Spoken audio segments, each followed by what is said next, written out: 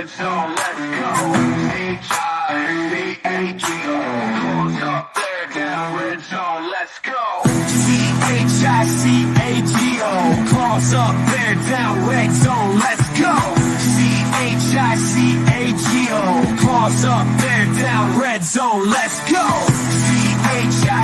Chicago, close up, bear down, red zone, let's go.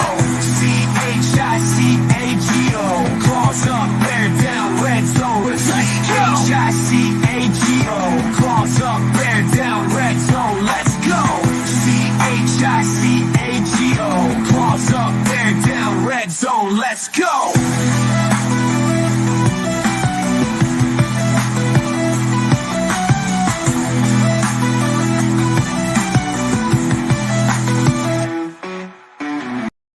Yo, we're 4-2, baby, and do not let anybody downplay that win at all. That was huge, and I want to hurry and hop on here. I know the Bears are about to do their press conference, but I want to get on here quick before PFF takes it away because I want to show that this was a historical outing for a Bears rookie quarterback.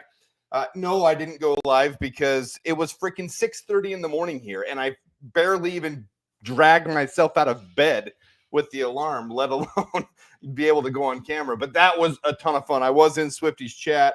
Lots of good stuff in there. Guys, this cannot be hyped up enough how huge Caleb was in this game. Let me show you what I'm talking about. Here's from PFF. They're going to pull this down soon because they don't post them officially until after the next day. But I want to show this here. I'm going to go bigger. 29 for 30 or 23 for 29. But look over here. 23 for 29. He had 3 throwaways. So 3 of those were throwaways. So it's really 23 for 26. And then there was the one interception that Packers fans are going to jump all over. But look at that number right there. That's his adjusted completion percentage for this game. 95.8. That's historical for a Bears rookie quarterback. That is insane. And it wasn't just on paper. When you watch the game, I was saying it in Swifty's chat, when you watch the game, when you're in there, you could see him when it went up tempo, no huddle at the line of scrimmage. It's become my new favorite thing, and I'm going to highlight it this week in video. He goes up there and he's calling the play, and he doesn't like something. He sees easy, and then he'll shift it around and throw a different play in. And several times, it was like the exact correct thing to do. His only flaw of the day was the one interception where he floated it too much. He underthrew it. If he would have put more missile on that, a little bit more zip, and put it right to the pylon, would have been perfect. I know he was kicking himself on that one. I know he was, and that drove him to do even better the rest of the game. Like, this performance by Caleb, just because it was the Jaguars, don't let that undershadow this. 95.8% adjusted completion percentage is absolutely insane. It is crazy. 3 throwaways and then 2 of them batted, which doesn't affect his accuracy. He was almost perfectly accurate, but one throw that he underthrew, didn't put enough zip on. That's absolutely insane. Let me look at the chat for a minute. I'm going off on my rant, but guys, this can't be this. If this isn't highlighted the way that Jaden Daniels was highlighted last week, if he doesn't get the same praise for this game, it's criminal. Because this is historical. Absolutely. Roxanne Babcock, Connor Jackson, Fishing 702, Reese Reed, Julie Elizabeth, bear down. Appreciate you guys being here. I'll go through a couple of the other stats real quick. I'm not going to be long in here because I do want to watch the Bears press conference. I'll do a full game recap, but I want to get this right out there because I noticed this during the game and I had to highlight it. Look at this 83.1 offensive grade for him. That's in the, I mean, it's almost blue. If you know what I'm talking about with the color coding. He's freaking this. We have our franchise quarterback. Like, I don't know how to get any more hyped right now than to say he is him. Like, I don't even care what Jaden Daniels does today. If he goes for 300 yards, 400, I don't care. Because what I saw from Caleb, calling audibles, directing the offense from the line of scrimmage, there is a huge difference with intelligence, vocalization, and being able to be a leader on the field. The other thing I noticed that was huge, when the game was over and Tyson Bagent was coming in with 2 minutes left, he was on the sideline with DeAndre Swift Keenan Allen and DJ Moore in a very serious tone. They're up 19 with the game locked up. Very serious tone, talking like very leadership style. We're discussing what's going on here to improve and get better. Like freaking A, we haven't seen this from a Bears quarterback. Like this style of this is Pat Mahomes' intelligence. Like I'm calling it now that he is that intelligent, that much of a leader. This is real. Keith Huntley, what's up, man? Reese Reed, Damian Cruz. That is going to be set up to be huge. So let me hurry. Mike Frias. Boom, boom, boom. Okay, I'm trying to get through this quick because I do want to get to the Bears press conference. Jeff Potter, welcome in, guys. Bear down. So those who are coming in late, I'm highlighting. I'm going to show it one more time before I move on to the defense and the offensive line. Let me actually, okay, trying to be quick here. Caleb Williams, 23 for 29. Is this big enough on your guys' screen? Maybe not. Make it a little bit bigger. So 23 for 29. Completion percentage is 79%, but I like to highlight the important parts of what's actually real for a quarterback. He had a 95.8 adjusted completion percentage, which is historical. Never been done by a Bears quarterback before, let alone, I shouldn't say by a Bears quarterback. I'd have to go into history. By a Bears rookie quarterback. I did look that up. By a Bears rookie quarterback, that's never been done. 23 for 29, but 3 of them were thrown away. Those don't count against his actual accuracy percentage. This is accuracy. This is what this gauges. I'm huge on accuracy. So 95 for 98, 3 of them thrown away, 2 were batted balls, which means it doesn't really show his accuracy. It doesn't reflect what that ball would have done because it was batted down at the line of scrimmage. The only one that he missed on, the only miss that he made was the one turnover-worthy play, the throw that he floated. He didn't put zip on, didn't get it to the back of the end zone, didn't get it to the pylon, and it was interception.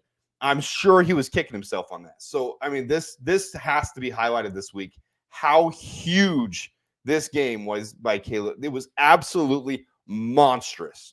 All right, let me go real quick. I'm going to show you guys the pass rush. Pass rush here. We did get 4 sacks on the day. Oh, see, they've taken it away. This is what I said I wanted to do it for real quick. 4 sacks and a lot of pressure, but I wanted to highlight Montez Sweat. Just because he's not in on every single play doesn't mean he's not a monster. He had a 25% win rate on this game. He was dominating in the trenches. He created the pressure on every play. He was almost there on every play, and the ones he didn't do, and they say see, this is what they do. They have the in-game data live, and then once the game ends, they take it away for 24 hours, which is why I show you guys the stats for the next week. So, in fact, let me hurry, and I'll have it for you guys. This is why I wanted to hurry and do this and get on right after the game to do it. See if we go to let's go to the line and see if the pass blocking is up there. Yeah, everything's taken away now.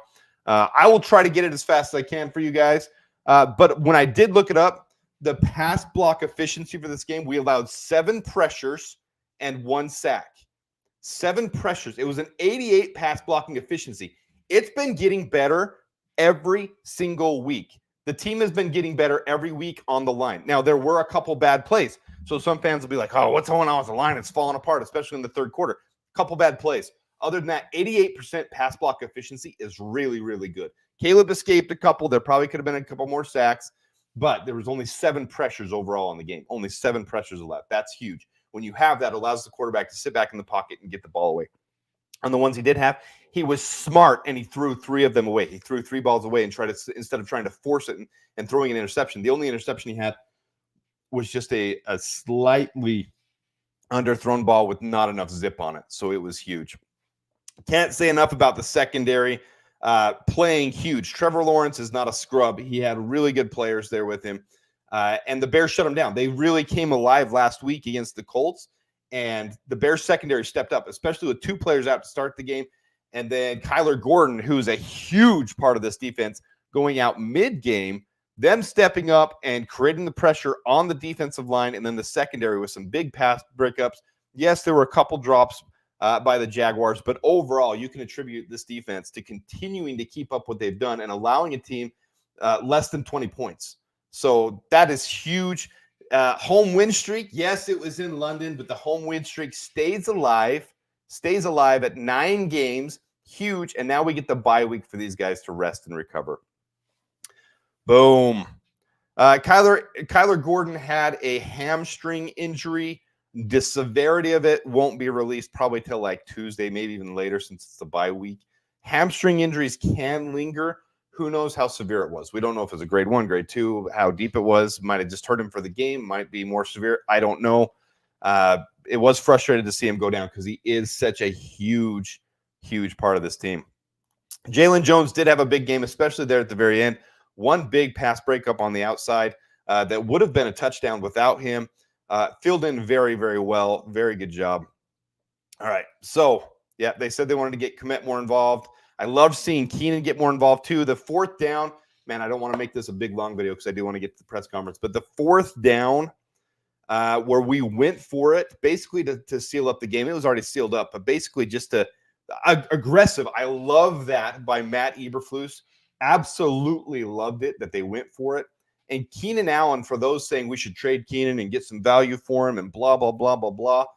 That's exactly why you have Keenan Allen. 3rd down and 4th down, he's so critical. You can throw it in his direction, and he will create just enough separation to be able to get that 1st down. It was beautiful. And with Caleb throwing to him, thing of beauty. So that's it, guys. I'm going to wrap it up. I just wanted to do a quick breakdown. I'll do more breakdowns throughout the week, but I wanted to get on there before PFF took everything down, and they did. Let's see if I can even go back to the quarterback stats now. I'm glad I got it on here before they took it away.